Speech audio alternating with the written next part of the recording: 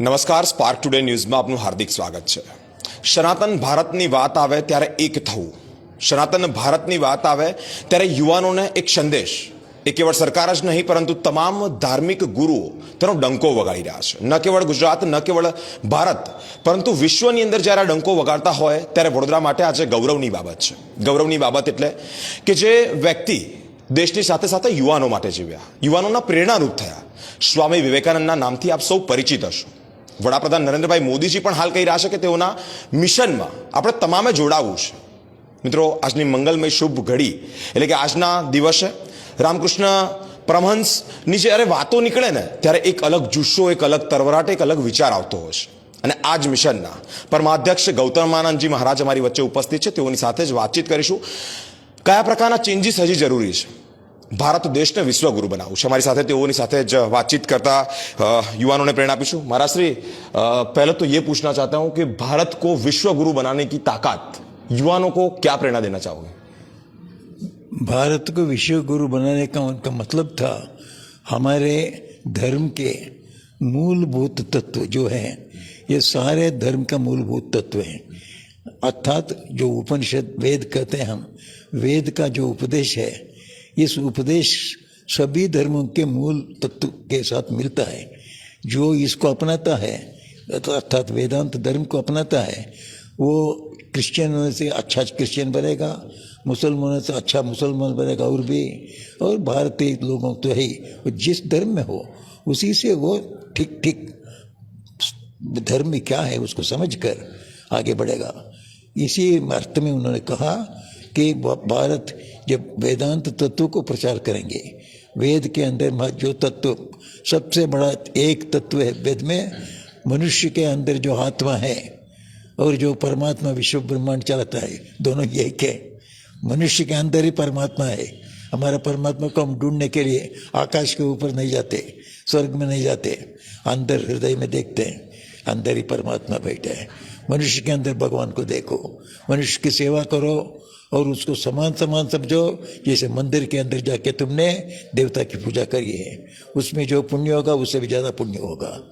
रामेश्वर के मंदिर में विवेकानंद जी गए, अंदर जाके पूजा करके आए तो उनको उपदेश देने के लिए कहा. उन्होंने पहले कहा युवकों के लिए, देखो तुम मंदिर के अंदर रामेश्वर शिव जी की पूजा करते हो, अच्छा है, फिर काफ़ी नहीं है. उसके साथ साथ बाहर में आके जीवंत मनुष्य के अंदर जो शिव है उसकी भी सेवा करनी चाहिए. मंदिर के अंदर भी सेवा करो, मंदिर के बाहर भी सेवा करो. ये जो जीवंत मनुष्य की सेवा, मनुष्य के अंदर आत्मा है, परमात्मा मनुष्य के अंदर ही है. मनुष्य की सेवा जो ठीक ठीक ये इस दृष्टिकोण से करता है कि मैं भगवान की सेवा कर रहा हूँ, वो ठीक ठीक बड़ा आदमी होगा ही होगा. इसी को वो विश्व संदेश है. अमेरिका में जाके यही उपदेश दिया. ये है युवकों, है दूसरे लोग, सब लोग तुम अपने को शरीर सोच रहे हो, शरीर तुम नहीं हो. सुबह शरीर तो चला जाएगा, तो तुम चले जाएगा, तुम नहीं चलेगा. तुम अनंत आत्मा हो, तुम्हारे अंदर सारी शक्तियाँ हैं. तुम अनंत, मैं अनंत आत्मा हूँ, मैं आत्मा हूँ, ऐसा बोलो. तब एक महिला उठ के कहा, स्वामी जी आप हमको सेल्फ हिप्नोटिज्म बहुत उपदेश कर रहे हैं, सेल्फ हिप्नोटिज्म ये अच्छा नहीं है. उन्होंने कहा, मैडम मैं self hypnotism, self de hypnotism बोल रहा हूँ. Already you are hypnotize. मैं अमेरिकन हूँ, मैं अमिला हूँ, मैं महिला हूँ, मैं बूढ़ी हूँ, ऐसा. You are already hypnotize. मैं डी हिप्नोटाइज सिखा रहा हूँ. तुम कोई बूढ़ी भी नहीं हो, अमेरिकन भी हो, तुम आत्मा हो. आत्मा सभी समान है, वो अमेरिकन भी नहीं है, इंडिया भी नहीं है. ये स्वामी जी का संदेश. तो युवकों के लिए अपने को आत्मा समझकर देश की सेवा करो, ईश की सेवा समझकर करो. और जो कि उसमें तरक्की करना चाहते हो, अपने में विश्वास रखो, मेरे अंदर सारी शक्ति है, मैं सब कुछ साधित कर सकता हूँ. ये आत्मविश्वास कर लो, तुम सब साधित कर सकोगे.